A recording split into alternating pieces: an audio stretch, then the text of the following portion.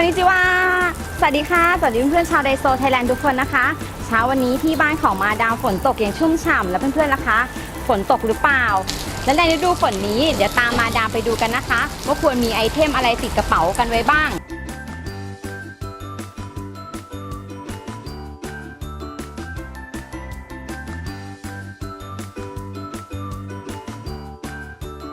แท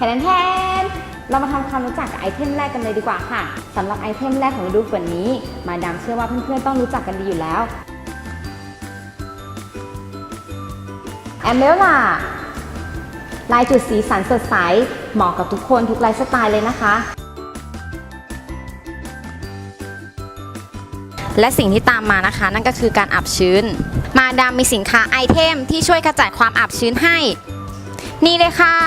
มีให้เลือก2แบบมีทั้งแบบใส่ในรองเท้าและตู้เสื้อผ้า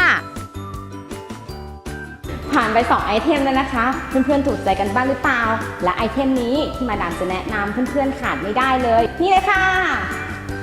รองเท้าแตะที่ทำให้เพื่อนๆสามารถเลือกใช้ในเวลาคับขันได้ยังมีสินค้าอื่นๆอีกนะคะตามไปดูกันเลย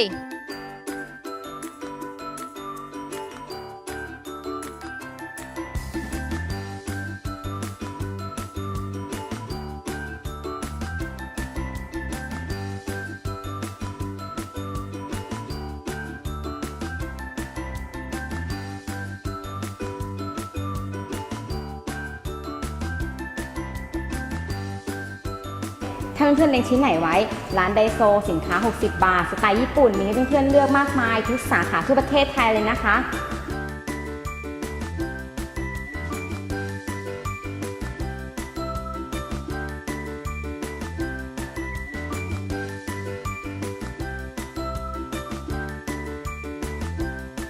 เพื่อนๆสามารถช้อปปิ้งผ่านออนไลน์ของเราได้ที่ daisoeshop.com ก่อนจากการมาดามขอฝากเพื่อนๆดูแลรักษาสุขภาพด้วยนะคะ